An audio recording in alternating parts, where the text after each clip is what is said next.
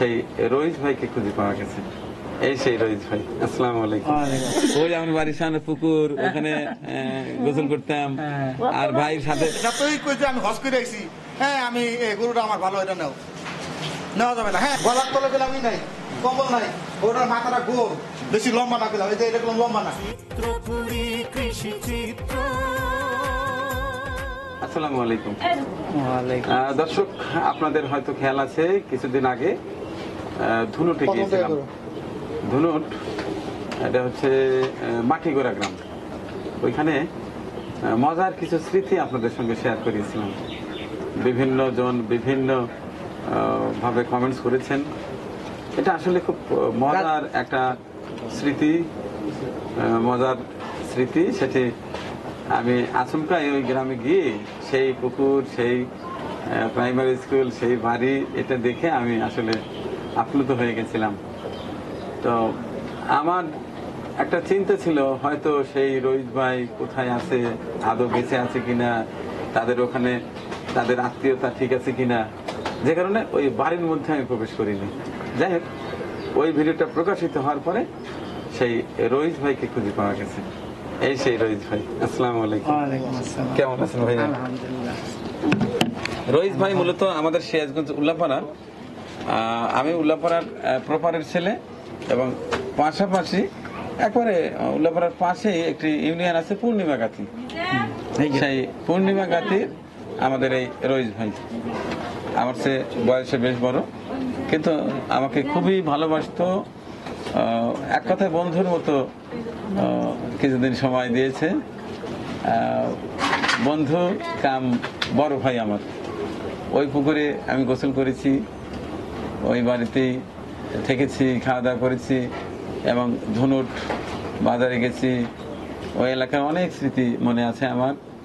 ওই এলাকায় কাঁচামরিচ বেশি চাষ হতো, এবং দুধের পিঠা খাইয়েছিলেন আমাদের শ্বশুর বাড়িতে। তো ওই যে ঢিমা, কুশিলা গুড়, এগুলো তো এলাকায় দুধের পিঠা হয়। তো ওইখানে ওই যে বৈতেবাড়ি ঘাট, এখন তো এবার গিয়ে দেখি যে ওখানে চমৎকার ব্রিজ, কিন্তু তখন 76-77 সাল হতে পারে আমার ধারণা। এরপরের থেকে আর আপনাকে ওই যে হারা নিলাম, আর খবর না। এখন আপনি বলেন, আপনি কিভাবে জানলেন যে মানিক ওখানে গেছে? কিভাবে আমার কাছে ফোন দিলেন? ভিডিও দেখি, আমি ভিডিও দেখে তখন বললাম যে তাহলে আমার খোঁজ জানিছে, তাহলে এই ছাড়া কেউ না, আমার পরিচিত ছাড়া, কারণ আমার সাথে অবশ্যই উল্লাপাড়া থেকে এখানে আসছে, যার জন্য আমাকে এত খুঁজে বেড়াইতেছে। তখন আমার ছেলেকে বললাম যে এই কথা, এর ঠিকানাটা নাও। তখন ওই যে আমার ছেলে ওই লোক ওইখানকার চেয়ারম্যান, তখন করলাম তাহলে হ্যার কাছে ঠিকানা নাও।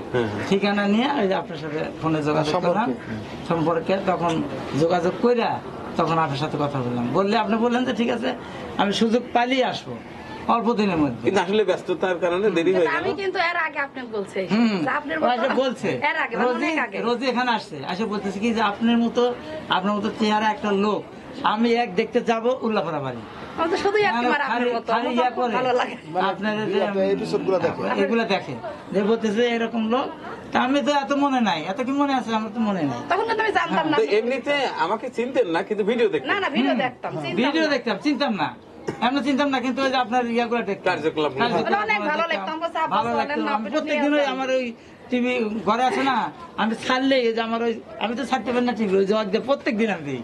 কালকে অনেকক্ষণ দেখছি, কখনো পরিচয় নাই। মানে আপা আমরা বলতেছি একদিন প্ল্যান করতেছি যে আপনার কাছে আপনার দেখা করার জন্য আমরা যেহেতু যাই দেশে, গরু কিনতেও যাই, উল্লাপাড়া গ্যাস যাই, বিভিন্ন হাটে যাই, তালগাছি যাই, তারপরে ওই যে হাটে যাই, ওই আপনার ওই যে কি নাম আর একটা হাট আছে হাট বয়লা, তো ওইগুলোর থেকে আমি গরু কিনে নিয়ে আসি প্রতিবারই, রোজা কিনে নিয়ে আসি, কুরবানি বিক্রি করি।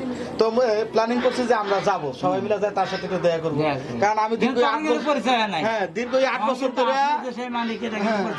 আচ্ছা যাই হোক, এখন একটু আপনার কাছে জেনে নেই যে সেই পারুলটা কে ছিল? পারুলটা হচ্ছে আমার ভাইয়ের মেয়ে, ওরা তো আপন খালার মেয়ে। আর আপনি হচ্ছে রইস ভাইয়ের মেয়ে, আর আপনি ছেলে? আপনার ছেলে মেয়ে কয়জন? এখন কেমন আছেন বলেন? এখন আমি শারীরিক হিসেবে মোটামুটি একটু এই পায়ের জন্য সমস্যা, এমনি আসি, আল্লাহ যে হালে রাখছে মোটামুটি। তো অনেকদিন পরে আপনার সঙ্গে দেখা হলো, ভালো লাগলো। একটা কথা আছে যে বেঁচে থাকলে দেখা হয়, আর পৃথিবী তো গোলাকার, ঘুরতে ঘুরতে হাঁটতে হাঁটতে হাঁটতে হাঁটতে জায়গায় পৌঁছে যায় মানুষ। আর আমাদের দেশটা তো আরো ছোট। আমার এই মিডিয়ার সুবাদে অনেক অপরিচিত হয়ে গেছে এমনও কিছু মানুষ এখন ধীরে ধীরে ধীরে ধীরে মানে তাদের সাথে যোগাযোগ হচ্ছে। তো মহান আল্লাহর দরবারে শুকরিয়া আদায় করি যে আমার প্রিয় একজন মানুষ আমার রইস ভাইয়ের সঙ্গে শেষমেশ দেখা হয়ে গেল। আসসালামু আলাইকুম। হ্যাঁ মনে আছে। কেমন আছেন ভাই?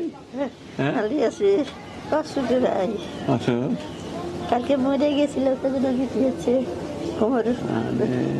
খায়া বেতন হয়ে গেছিলাম।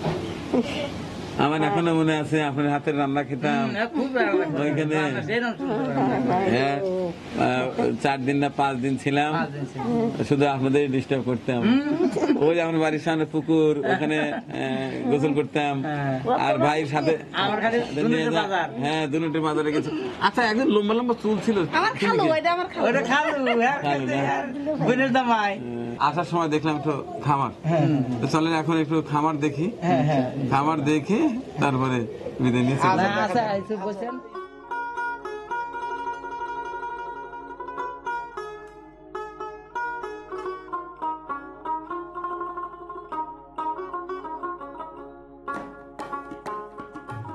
এগুলা 23-24 লিটার করে দুধ হয়। এটা আমার নিজের পালের। তাই? হ্যাঁ এটা পালের গরু। না ওই যে মরে এসে যখন জিজ্ঞাসা করলাম ওই যে দুধের খামার আছে, গরুর খামার আছে, সেইটা নাকি? হ্যাঁ এই অত্র এলাকায় সব জায়গায় আমি দুধ দিই। এক নামে সবাই চিনে আমাকে, এক নামে রাজীবের খামার। হ্যাঁ এই বাবা চমৎকার একটা শাহিওয়াল জাতের ষাঁড় গরু। হ্যাঁ এটা কি বাছুর কেনা? না না না আমার পালের, পালের বাছুর। তাই? হ্যাঁ মাশাআল্লাহ, মাশাআল্লাহ, খুব সুন্দর। হ্যাঁ হ্যাঁ? জি। বয়স কত?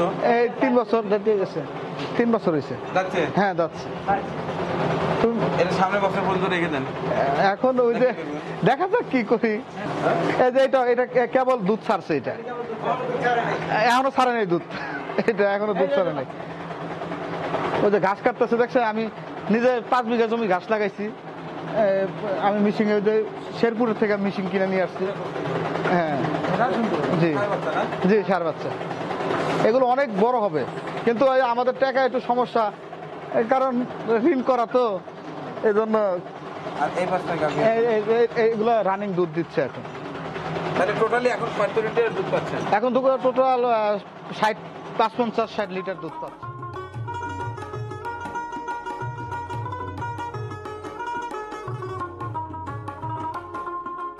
এটা হচ্ছে জার্মান হাইব্রিড। এই গাছটার অনেক ফলন। এই গাছটা গরুর খাইলে গরুর দুধ অনেক হয়, আর এই গাছটার যত্ন বেশি নেওয়া লাগে না। এই গাছটা গরুর অনেক উপকার, গরুর গাই গরুর জন্য এই গাছটা অনেক উপকার। আমার ধানের জমি, আমরা যে ঘরে ভাতটা খাই, এই চাউল ধান উৎপাদন করি আমি ক্ষেতে থেকে।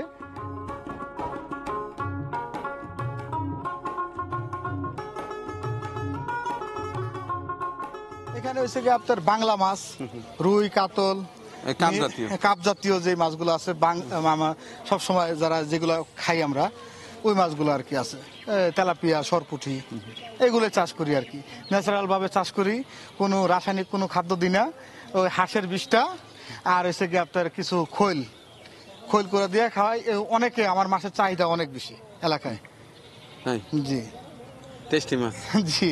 সারা বছর কি পানি থাকে এখানে? হ্যাঁ সারা বছর ওই যে পানির সিস্টেম করে রাখছি, বাড়ি থেকে পানি দিয়ে দিই, সামারসিবল কলের থেকে বাড়ি থেকে পানি দিয়ে ফিল আপ করে রাখি। আবার এইখান থেকে পানি দিয়ে আবার আমি ধান চাষ করি।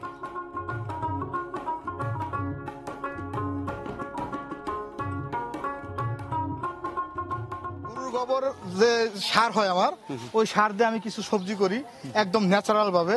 ওই যে ওইটাও করছি, এই দিয়ে দিচ্ছি, ঝিঙ্গা হয়েছে, ওই দেখেন চিচিঙ্গা হয়েছে, এই যে মরিচ, আর ওই যে বেগুন লাগাইছি, পাটের শাক, লাল শাক, পুঁই শাক, এগুলো সব আছে ওইখানে। আবার আরেকটা জমিতে আমি পুঁই শাক। অর্থাৎ পারিবারিক সবজির যে চাহিদা সেটা অনেকটাই মিটে যায়। এটা মিটে, এলাকার এইও মিটে ইনশাল্লাহ। এলাকায় এই ধরছে দুমদুমটা যে ধরছে, তো এই জিনিসটা ফ্রেশ না, এখন কেউ যদি খাইতে চায় আইসে এখান থেকে কাইটা আমার দাড়িপাল্লা আছে মাইপা নিয়ে দিল, তাহলে এটা কি ফ্রেশ গাছের সবজিটা পাইলো। এক এখানে দেখেন এই যে বাগান হয়ে রয়েছে, এই দেখেন কি সুন্দর। এই কুষ্টিয়া থেকে আমি চারা নিয়ে আসছি, দেখেন এইখানে এই গাজীপুরে গেলাম এই বাগান নাই।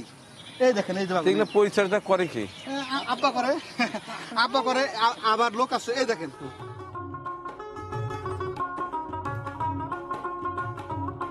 এটা হচ্ছে আমার পুঁই শাকের জমি। হ্যাঁ, একদম বিষমুক্ত সবজি। এই জায়গায় ছিল হচ্ছে ডাটা ছিল, ডাটা উঠে ফেলাইছি।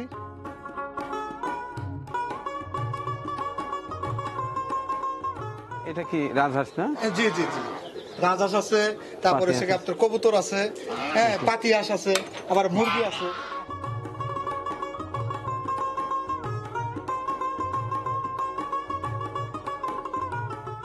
নতুন যারা উদ্যোক্তা হতে জি চায় জি জি, তারা কি দিয়ে শুরু করলে ভালো হয়? নতুন যারা উদ্যোক্তা হইতে চায় এই যে এরকম পার্সেন্টেজের বকন কিনবে। এটা বকনা, এটা হচ্ছে আমার বকনা। ওর মা 26 লিটার দুধ দিছে, ওর মাকে আমি বিক্রি করে দিছি। ওর মাকে আমি হিসাব করে বিক্রি করে দিছি, উলানের সমস্যা ছিল। এরকম পার্সেন্টেজের বকনা কিনবে, 5 থেকে 6 মাসের গাব বকনা নিবে। যদি টাকা কম থাকে তাহলে ওই যে আপনি যেটা বলছেন যে 1 টাকাতে 3টা কিনবে বকনা, মানে সেটা হচ্ছে 1 বছরের বকনা কিনবে, 2-3 মাস পালবে। হ্যাঁ, 8 মাস পাইলে 18 মাস যখন হবে তখন এটা বা বীজ দিবে। ঠিক, তাহলে তারা লাভবান হবে। কিন্তু হুট করে কেউ এসে তাতে দুধের খামার না করে আঙ্কেল। এই গরুটা দেখেন আঙ্কেল, হ্যাঁ গরুটার কান ছোট, দেখছেন গরুটা কোনো কান ছোট, গলার তলে গেলাম নাই, কম্বল নাই, হ্যাঁ কম্বল নাই গেলাম।